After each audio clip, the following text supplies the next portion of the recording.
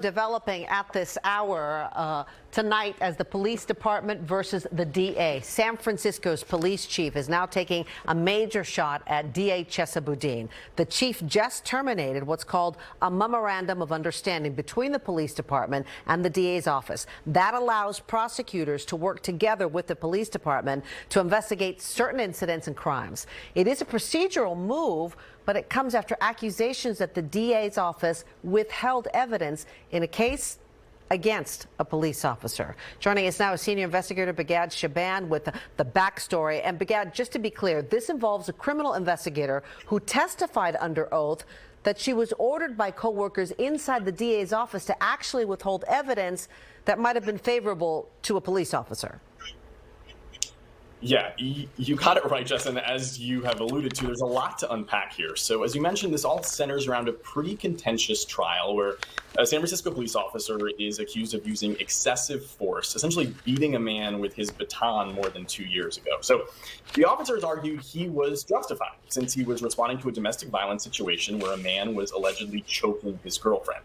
But here is what ignited this current battle between police and the DA's office. So as we first reported last week, that officer's attorney has argued his case should be thrown out because the DA's office allegedly withheld evidence in the case. And so here is the backstory now. It basically comes down to accusations of wrongdoing with police officers. They basically have this agreement, the SFPD and the DA's office have this standing agreement that they would essentially share information with one another as part of their investigations into the matter. But on the stand last week, an investigator with the DA's office testified under oath that she purposely withheld information regarding an interview she conducted with one of the 911 callers who allegedly saw that domestic violence attack that was happening when the officers responded. So despite that agreement between the DA's office and the police department to share information, that investigator just said it was an understanding in the DA's office that it was not a two-way street. And on the stand, she said, quote, "If I did have information, I was told that I don't share it." She also added that she withheld that information for fear of being fired.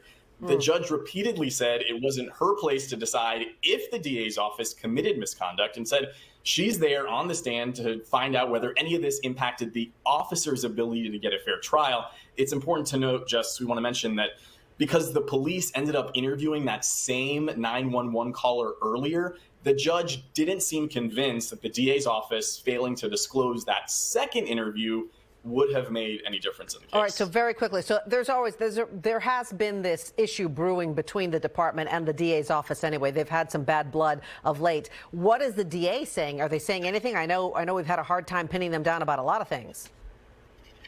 Well, listen, at this point, the DA's office is certainly taking issue with any allegations of misconduct. They say that that interview wasn't disclosed as part of a, quote, internal disagreement.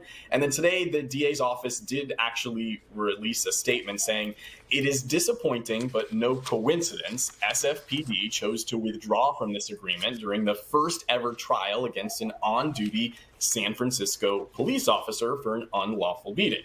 The statement goes on to say, "San Franciscans deserve to be safe, including from unwarranted police violence." Certainly, Jess, this is not an issue that's going away anytime soon, and is certainly going to snowball into stories down the line for sure. All right. Thank you very much, Bigad. Appreciate it.